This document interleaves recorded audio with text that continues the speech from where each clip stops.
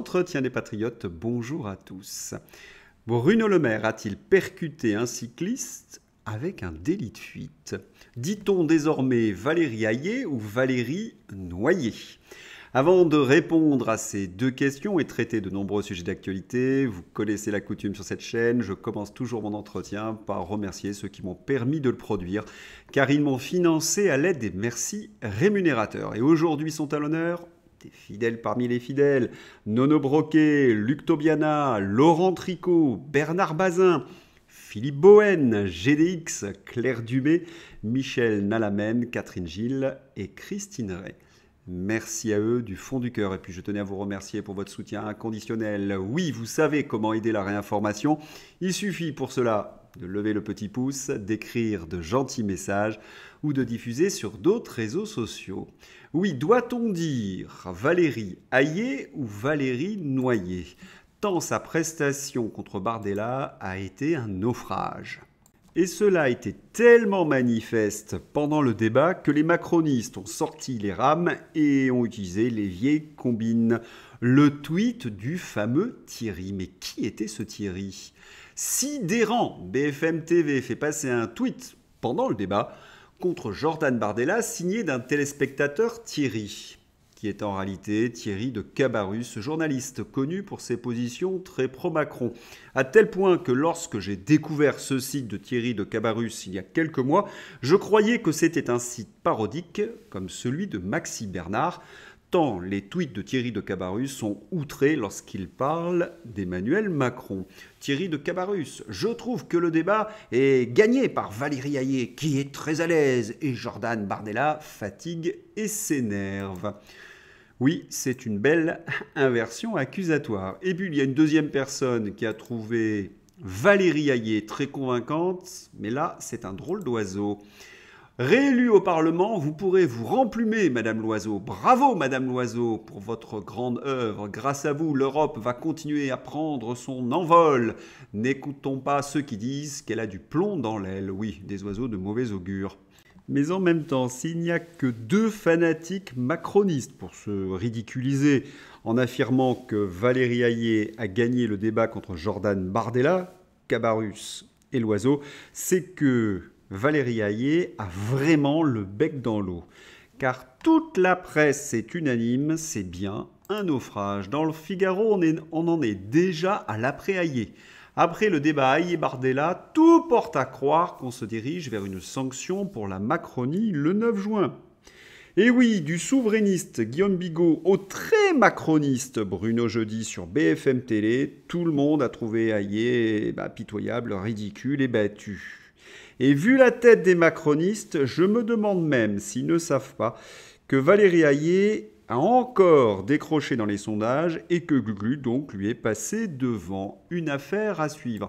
Ce qui est certain, c'est qu'il n'y a plus personne pour entendre les macronistes. C'était passionnant, mais il n'y avait personne. Réunion à Lyon, 40 personnes. Besoin d'Europe avec Valérie Hayé. Passionnante réunion avec Nathalie Loiseau sur l'Europe de la défense. Et vous constatez qu'il n'y avait que 40 personnes, mais regardez bien, les gens qui composent cette salle, ce sont que des élus macronistes. Une toute petite parenthèse, vous imaginez assister à une conférence de Valérie Hayé et Nathalie Loiseau pendant 2 heures? Mais quel supplice!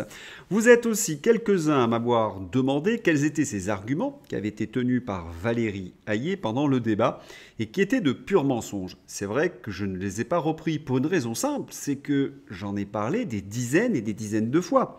Premier argument que Valérie Hayé emploie, l'Europe nous a protégés lors de la pandémie. C'est dommage, je devrais avoir une boîte à rire, on entendrait de gros rires, oui, on a presque l'impression que c'est une blague. Deuxième argument, l'Europe aide nos agriculteurs, notamment avec la PAC. Et c'est cette Valérie Hayé qui affirme cela, alors qu'elle a Pascal Canfin, 4e sur la liste, qui a rédigé, avec d'autres bien sûr, le Pacte vert, le Green Deal, qui signe la mort de nos agriculteurs. Et quand on lui parle des problèmes d'agriculture, sa seule réponse, je suis fille d'agriculteur. Lamentable. Et puis le troisième argument avec lequel il nous rebat les oreilles, c'est l'Europe de la prospérité. Prospérité, nous sommes en récession et l'Europe a appauvri les Français depuis plus de 20 ans. Eh bien, si vous voulez des approfondissements, notamment sur la pandémie, je vous invite donc à regarder l'entretien que j'ai consacré à ce sujet. Certains m'ont demandé également quel a été le moment décisif du débat. Je vous mets une petite vidéo humoristique sur les moments de solitude de Valérie Hayé. Mais ce n'est peut-être pas le principal. Le grand moment, c'est lorsque Bardella a montré la collusion entre Renew et les multinationales américaines.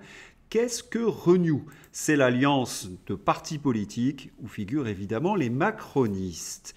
Eh bien, l'un des mouvements, la ALDE, touche de l'argent des multinationales américaines. Les macronistes peuvent hurler à la théorie du complot, se rouler par terre, baver. Ils n'y peuvent rien. La source, c'est Euractiv, un de leurs alliés au Parlement européen, est bien financé par des multinationales américaines. C'est un véritable coup fatal qu'a porté Jordan Bardella au parti macroniste, parce que cela fait ressurgir l'image de Macron l'américain. La politique de Macron, c'est la soumission aux intérêts américains. Rappelons-nous, affaire McKinsey. Une ancienne cadre décrit des prestations qui auraient dû être facturées et déclarées dans les comptes du candidat Macron.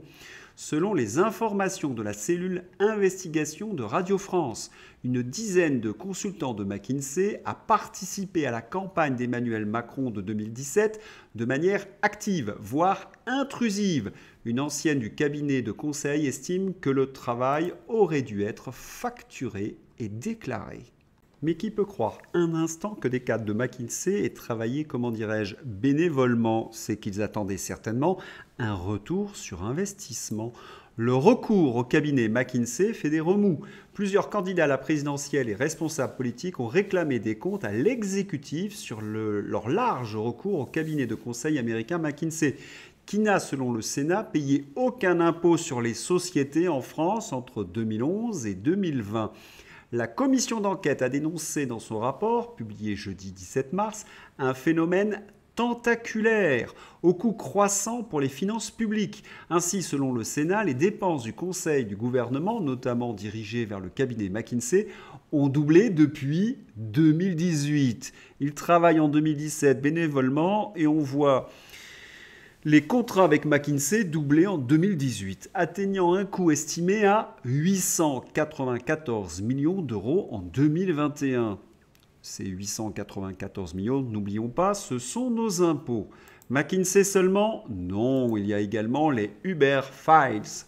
Révélation sur le deal secret entre Uber, la société américaine, et Emmanuel Macron lorsqu'il était ministre de l'économie à Bercy. Des documents internes à l'entreprise, analysés par le journal Le Monde, montrent comment, entre 2014 et 2016, le ministre de l'économie Macron a œuvré en coulisses pour la société de VTC américaine Uber, qui tentait d'imposer une dérégulation du marché et affronter l'hostilité du gouvernement. Emmanuel Macron servait les intérêts d'une société américaine contre les intérêts des sociétés françaises de taxi. McKinsey, Uber et General Electric. Oui, c'est le ministre de l'économie Macron qui a fait vendre les turbines Arabelle de nos centrales nucléaires au grand profit des Américains. Il faut également ajouter les contrats avec Pfizer. Emmanuel Macron est très proche d'Albert Bourla. Alors, Emmanuel Macron est-il un agent économique des USA? À vous de juger. Et que dire de son attitude de soutien à Zelensky? Si les Russes devaient aller percer les lignes de front, s'il y avait une demande ukrainienne, ce qui n'est pas le cas aujourd'hui, on devrait légitimement se poser la question. La seule question légitime, c'est pourquoi déverse-t-on des milliards en Ukraine alors que nous sommes endettés comme jamais, alors que nous n'avons aucun intérêt à le faire?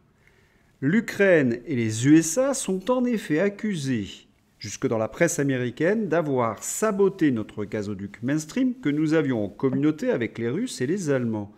Et là, Macron se tait, la coupe est pleine. Et puis, qui vient voler au secours d'Emmanuel Macron? Robert Ménard. Ménard, la girouette. Réponse de Dupont-Aignan. Mais pourquoi Robert Ménard et Raphaël Glucksmann, ce sont les deux à voler au secours de Macron, ne s'engagent-ils pas tout de suite en Ukraine? Il est tellement facile d'envoyer nos enfants à la boucherie tout en restant planqués sur les plateaux de télévision. Lorsque vous avez Robert Ménard comme avocat, c'est comme un aveu de culpabilité. Robert Ménard sous le coup d'une enquête pour corruption. Comme tous les avocats d'Emmanuel Macron, il y a toujours quelque chose de trouble derrière. Une enquête préliminaire a été ouverte par le parquet de la juridiction interrégionale spécialisée de Marseille pour corruption et abus de biens sociaux. Est-ce que c'est le vent de la justice qui a fait tourner la girouette Ménard dans la direction d'Emmanuel Macron? Je vous laisse répondre. En tous les cas, depuis 4 ans, Robert Ménard est, comment dirais-je, dans tous les mauvais coups. Ça fait maintenant des années, surtout depuis le Covid 2020, que Ménard arpente quasi quotidiennement les plateaux de TV de toutes les chaînes info pour lancer les pires ballons sondes d'Emmanuel Macron, faire la propagande officielle et le service après-vente des pires politiques d'Emmanuel Macron. Sa parole est-elle décomptée de la liste de Renaissance? Il a déboulonné les bancs publics pour que les vieux ne puissent pas s'y asseoir pendant le Covid. Il a lancé les cartes ADN pour caca de chien. Il a été pro-pass, charlatan discriminatoire, pro-QR code, maintenant pro-guerre. Pourquoi ce maire local est-il aussi omniprésent dans les médias TV où il a partout, contrairement aux milliers d'autres maires de France, un rond de serviette permanent? S'il veut faire la guerre, 70 ans ou pas, ne soyons pas jeunistes, qu'il parte au front au lieu de vouloir envoyer les jeunes fils et filles de France. Non. Sans transition, Bruno Le Maire. Bruno Le Maire, après avoir mis à genoux l'économie française, a mis à terre un cycliste. La voiture de Bruno Le Maire percute un cycliste ayant grillé un feu rouge. Ce vendredi soir, la voiture personnelle du ministre de l'économie Bruno Le Maire a percuté vendredi soir à Paris un cycliste qui avait grillé un feu rouge. Le cycliste, touché à l'arcade sourcilière et souffrant d'un possible traumatisme à la tête, a été évacué par les sapeurs-pompiers vers l'hôpital. Est-ce que Bruno Le Maire était à jeun? Eh bien, manifestement oui, si on en croit la presse aux ordres. Le cycliste donc est touché à l'arcade sourcilière, mais comme tout citoyen dans un tel cas, Bruno Le Maire a répondu aux questions des policiers et a passé sur place un test d'alcoolémie. Il a aussi passé un test de dépistage de drogue. Ah, c'est pas inutile. Et les 2 tests étaient négatifs, a indiqué cette source à l'AFP. Mais est-ce que cette source est fiable? Parce que nous avons des témoignages divergents. Altis, journaliste indépendant sur les questions des cyclistes à Paris. Incroyable coïncidence, j'étais sur place hier, je n'ai pas vu le véhicule impliqué dans l'accident. Certains badauds parlaient de délit de fuite. De plus, il n'y a pas de feu pour les cyclistes venant de la rue Bonaparte. Mais que s'est-il donc passé ? En tous les cas, les services de la préfecture étaient gênés aux entournures, c'est ce que nous rapporte Livre Noir. Selon le cabinet de Bruno Le Maire contacté, le cycliste percuté par la voiture du ministre a été pris en charge par les pompiers. Selon l'équipe du ministre de l'économie, ce cycliste aurait grillé un feu rouge. Des sources indiquent des consignes pour faire taire sur le sujet. C'est en effet très étrange, une affaire à suivre.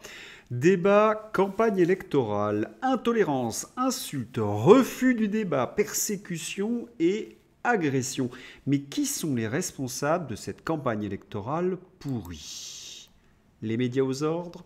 Premier exemple, Le Figaro. Colombe, vous savez, je vous en ai parlé dans un précédent entretien, qui s'est fait connaître en marge d'un meeting de Marine Le Pen le 1er mai, fait face aux conséquences de son témoignage. Elle a en effet fondu en larmes au micro de LCI et ne sera plus bénévole dans les Restos du Cœur à Perpignan. Oui, elle a été chassée où elle réside, a appris Le Figaro samedi.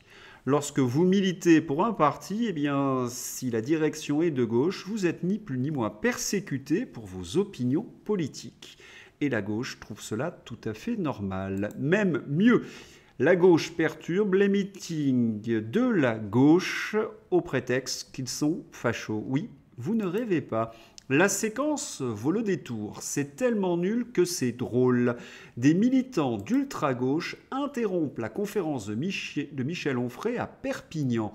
Facho au cachot et insultent notre reporter Jordan Florentin.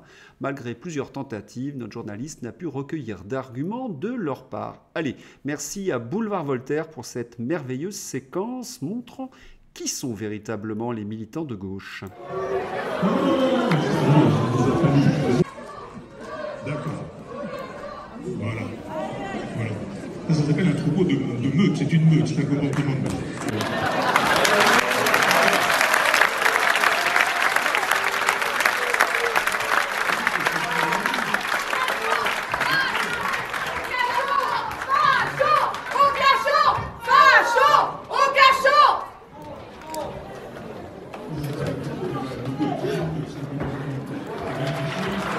Il n'y a pas de Le Pen ici. Excusez-moi, vous écrivez les Le Pen, il n'y a pas de Le Pen ici. Non, il n'y a pas Le Pen, mais il y a des fachos. Qui? Ah ben, Michel Onfray? Oui, clairement, Pourquoi? oui. Pourquoi? Eh ben, vous lisez sa biographie, vous le saurez. Sa biographie? Lisez ses écrits. C'est boulevard. Vous avez d'autres arguments? Oui, on en a. Bah dites-nous. Mais alors, en parler en minutes, ça va être compliqué. Dans quel livre? Est-ce que vous avez une phrase ou quelque chose? Et ils combattent les idées. Mais il vient de la gauche, Michel Onfray, non? Pardon? Il y en a à gauche qui l'a pas tourné. Hein. Ah oui. Mais Depuis longtemps. c'est pas des méthodes fascistes ce que vous faites là? C'est comment les tiennes? Et Non, Dégage. ah non, on n'est pas fasciste.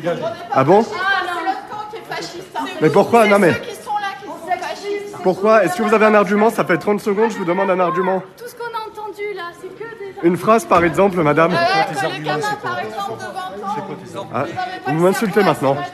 Vous m'insultez. Bah monsieur, vous n'êtes pas vous êtes à un événement public, monsieur. On attend encore votre argument. Hein.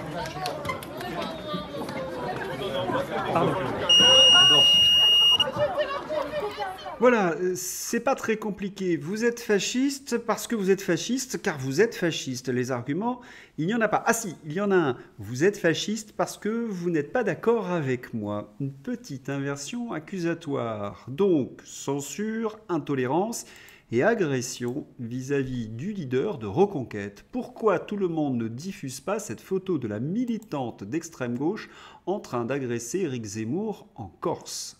La raison en est simple, c'est qu'il n'appartient pas au camp du bien. Il y a même mieux. Ce serait, selon les journalistes de gauche, une agression d'Éric Zemmour sur une pauvre gauchiste qui passait par là. Encore une inversion accusatoire. Allez, Mathieu Bock-Côté nous explique. La même chose avec ce qu'on a vu en Corse aujourd'hui. Éric Zemmour, qu'on en pense qu'on veut, la question n'est pas là, se fait agresser. Il se fait agresser. Les milices antifas sont là, l'extrême gauche est là. Une femme l'attaque. Zemmour se défend. Comment nous raconte-t-on l'histoire médiatiquement? J'ai lu sur un site important de service public, on dit Zemmour, je crois, agresse ou frappe une femme. Mais c'est quoi ce récit absolument mensonger, digne des pires soviétiques? C'est-à-dire, le type se fait agresser par une femme qui manifestement voulait le tabasser à tout prix, réussit à lui écraser un œuf sur la tête. Le type n'est pas au courant que c'est un œuf, donc quand on se fait agresser dans le dos, à moins d'avoir des yeux derrière la tête, on ne sait pas ce dont il est question. Il se défend, eh bien Zemmour est le coupable et celle qui l'agresse est la victime. Donc c'est toujours un même système d'inversion du récit, d'inversion du réel. Et tout cela, à mon avis, s'inscrit dans la continuité idéologique, appelons ça de la séquence des dernières semaines. Et ça culmine donc avec cette agression qu'on a contre Zemmour, qu'on a transformée en agression de Zemmour ce soir. Tout ça est lié. Mais si on continue, on va aller beaucoup plus loin. Il suffit d'écouter les jolis chants des gauchistes à Strasbourg. Darmanin au fond du Rhin, les fachos au fond du Rhin, Dora Muto au fond du Rhin. Des appels au meurtre, oui, mais attention, ceux-là, ils sont inclusifs, alors ça va. C'est littéralement sidérant parce que Dora Muto ne fait pas de transphobie, elle attaque un système financier et idéologique. Eh bien, les gens de gauche ne veulent pas débattre avec Dora Muto. C'est simple, hein, ils se feraient éclater comme Valérie Hayé. Pensez à ce communiste pour l'annulation de la conférence avec les auteurs du livre Transmania. Ce n'est pas une opinion politique, la transphobie. Mensonge, il n'y a pas de transphobie. Comme l'homophobie, il n'y a pas d'homophobie de la part des deux féministes. Ces propos sont condamnables et n'ont pas leur place dans les universités, lesquelles on ne saura jamais. Régis de Castelnau réagit. Le faux PCF a décidé de présenter un âne incapable de comprendre ce qu'est la liberté d'expression. D'abord, il la limite aux opinions politiques et ensuite, il veut qu'on l'interdise par avance à ceux qui ne pensent pas comme lui. Alors on va lui rappeler ce que disait ma camarade communiste Rosa Luxembourg. La liberté d'expression, c'est d'abord celle de celui qui ne pense pas comme moi. Misère de la petite bourgeoisie inculte. Avec, vous en doutez, la collaboration des journalistes, comme Léa Salamé. Peu importe la réponse ou d'aller chercher la vérité avec un invité, ce qui est important, c'est le moment. La déclaration stupéfiante de Léa Salamé. Aveu très intéressant de Léa Salamé. Elle avoue qu'elle n'est pas journaliste, mais une animatrice télé. Il y a quelque chose à creuser là-dedans. Béatrice Rosen. Ce qu'avoue ici Madame Salamé, c'est qu'elle n'a que faire de la vérité en tant que journaliste, tout tant que cela produit un moment, c'est-à-dire un bon vieux buzz. Or, un journaliste, contrairement à un animateur ou un artiste, de par la charte de Munich, a le devoir de respecter la vérité, quelles qu'en puissent être les conséquences pour lui-même, et ce, en raison du droit que le public a de connaître la vérité. C'est même le premier devoir du journaliste. À sa décharge, il est vrai que cette qualité-là se fait de plus en plus rare chez les journalistes, qui font le plus souvent devenus soit des caisses de résonance du pouvoir, assurant propagande et services après-vente avec zèle, soit des éditorialistes qui s'autocensurent quand le sujet est trop risqué pour leur poste. Les journalistes intègres et courageux sont souvent mis de côté car finalement la vérité est encombrante. La déclaration de Madame Salamé ne m'a évidemment pas surprise, étant donné son agressivité avec les invités dont elle n'épouse pas les opinions et l'ultra-complaisance dont elle fait preuve avec ceux qui vont dans son sens. Je n'oublierai jamais son interview d'Aurélien Rousseau, ex-ministre furtif de la Santé, qui a déclaré sous son regard bienveillant qu'il n'y avait aucun effet secondaire. Ce qu'elle a jugé acceptable de ne pas contredire.